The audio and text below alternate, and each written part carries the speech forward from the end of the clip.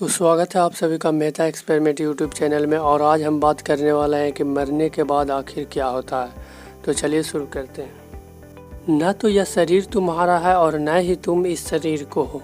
यह शरीर 5 तत्वों से बना है: अग्नि, जल, वायु, पृथ्वी और आकाश। एक दिन यह शरीर इन्हीं 5 तत्वों में विलीन हो जाएगा। ये बातें मैं नहीं, स्वयं भगवान कृष्ण ने बोली है। जब शरीर से आत्मा निकलती है तो व्यक्ति के साथ क्या होता है, यह सवाल सदियों पुराना है। इस संबंध में रहस्य का पर्दा आज भी कायम है, जबकि इसका हल खोज लिया गया है।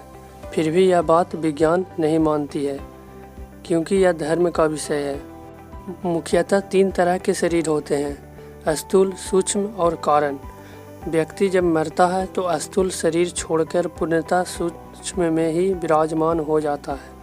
सूक्ष्म शरीर के विस्मृत होने के बाद व्यक्ति दूसरा शरीर धारण कर लेता है, लेकिन कारण शरीर बीज रूप है जो अनंत जन्मों के साथ रहता है। क्या होता है मरने के बाद?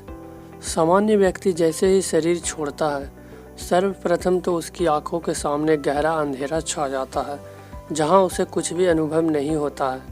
कुछ समय तक कुछ आवाज़ें सुनाई देती है और कुछ दृश्य दिखाई देता है, जैसे कि स्वप्न में होता है।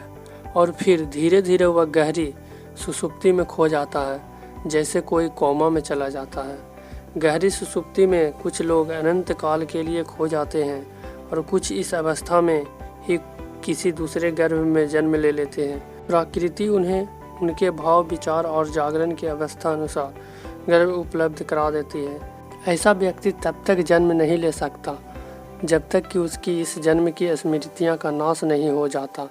कुछ अपवाद स्वरूप जन्म ले लेते हैं, जिन्हें पूर्व जन्म का ज्ञान हो जाता है। लेकिन जो व्यक्ति बहुत ही ज़्यादा स्मृतिवान, जागृत या ध्यानी है, उसके लिए दूसरे जन्म लेने में कठिनाइयां खड़ी हो जाती है, क्योंकि प्राकृतिक प्रोसेस अनुसार दूसरे जन्म के लिए बेहोश और स्मृतिहीन रहना जरूरी है।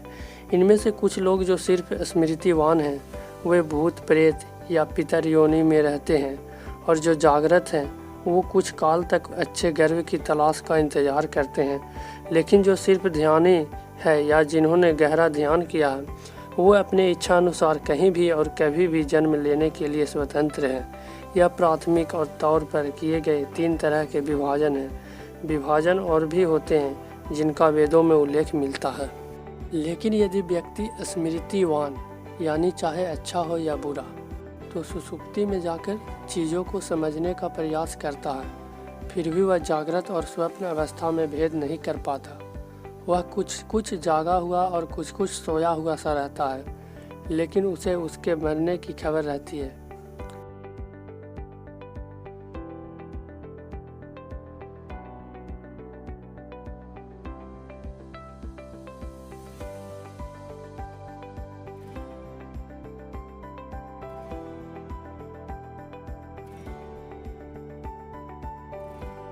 तो आइए जानते हैं मृत्यु के पश्चात और पुनर्जन्म से पहले आत्मा को किन चरणों से होकर गुजरना पड़ता है, या फिर कह लीजिए कि किन हालातों का सामना करना पड़ता है। तो चलिए अब जानते हैं आत्मा के सफ़र के बारे में।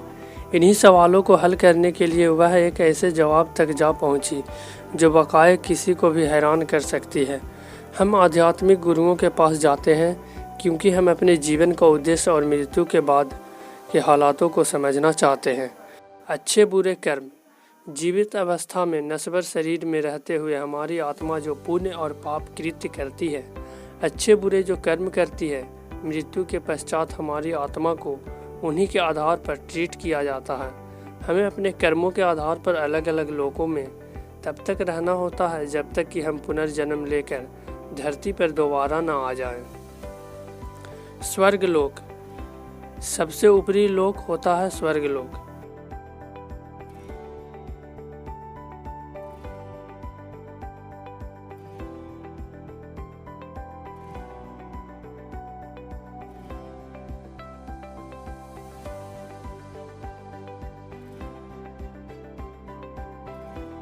तो चलिए अब जानते हैं पाताल के प्रकार के बारे में। पाताल लोक के भी 7 स्तर होते हैं। कर्मों के हिसाब से आत्माएं पाताल के विभिन्न स्तरों पर भेजी जाती हैं। सबसे निचले स्तर पर उन्हें पिशाचों के साथ रहना होता है, जहां अत्यंत गर्मी और बहुत बुरे हालात होते हैं। भूवर लोक में क्या होता है आत्मा के साथ? भूवर लोक में आत्मा स्वेच्छा के साथ नहीं रह सकती। जिस तरह धरती पर व्यक्ति अपनी मनमानी करती है, भूवर लोक में यह सब संभव नहीं है। यहाँ जितनी भी आत्माएं पहुँचती है, उन्हें स्वर्ग लोक में रहने वाले पुण्य आत्माओं की निगरानी में रहना होता है। स्वर्ग लोक वो पहुँचते हैं जो अपने जीवन काल में अध्यात्म के चरम तक जा पहुँचता है। प्रेम आत्माओं का नियंत्रण।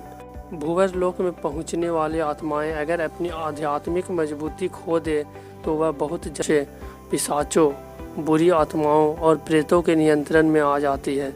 वो अपने ऊपर किसी भी बाहरी नियंत्रण को महसूस भी कर सकती है। पाताल लोक में हालात। धरती पर इंसान चाहे कितना ही कष्ट या बुरी परिस्थितियों में हो सकता है, लेकिन वह हालात पाताल के हालातों से बहुत बेहतर है। पाताल लोक में 100% आत्माएं नकारात्मक शक्तियों के नियंत्रण में रहती है, जो उनसे कहीं ज़्यादा ताकतवर होते हैं। निचले स्तर पर बुरी ताकतें। पाताल लोक के जितने ज़्यादा निचले स्तर पर जाते जाएंगे, दुख, तकलीफ़ें और नकारात्मक हालातों की घटना और ज़्यादा बढ़ती जाएगी। हमें निचले स्तर पर दोबारा जन्म लेने से करीब 400 से 500 वर्ष पहले तक रहना पड़ सकता है। पाताल की प्रताड़ना। पाताल लोक और निचले लोक की प्रताड़ना से व्यक्ति को मात्र एक ही चीज़ बच सकती है, और वो है उसका आध्यात्मिक विकास। यहाँ तक स्वर्ग में बिताए जाने वाले समय को भी आध्यात्मिक झुकाव द्वारा बढ़ाया जा सकता है। यहाँ तक कि मृत्यु के पश्चात हमारी आत्मा कितना ज़्यादा आध्यात्मिक झुकाव रखती है, वह भी हमारे पुण्य कर्मों को बढ़ाकर जल्द से जल्द हमें धरती पर वापस आने का अवसर देती है। तो चलिए अब जानते हैं ताकतवर आत्माएं के बारे में। हालांकि यह इतना आसान नहीं होता, क्योंकि शक्तिशाली और बुरी आत्माएं हमें किसी भी प्रकार के आध्यात्मिक कृत्य करने से रोकती है। वो इतना ताकतवर होती है कि उनके सामने हम पूरी तरह निष्क्रिय साबित हो सकते हैं।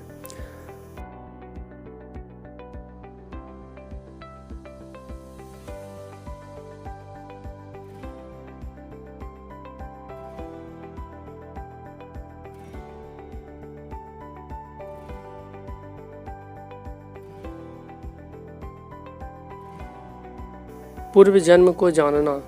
इंसान केवल अपना पिछला जन्म ही जान सकता है।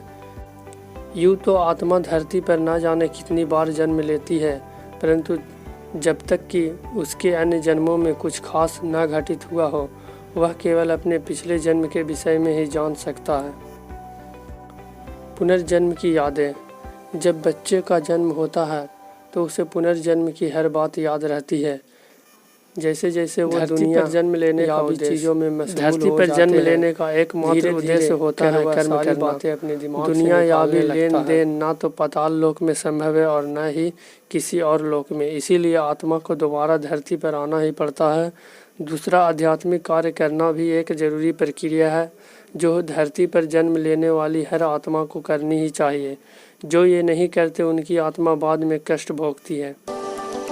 अगर ये वीडियो आपको पसंद आया हो तो अपने दोस्तों के साथ शेयर करें, साथ में वीडियो को लाइक करें।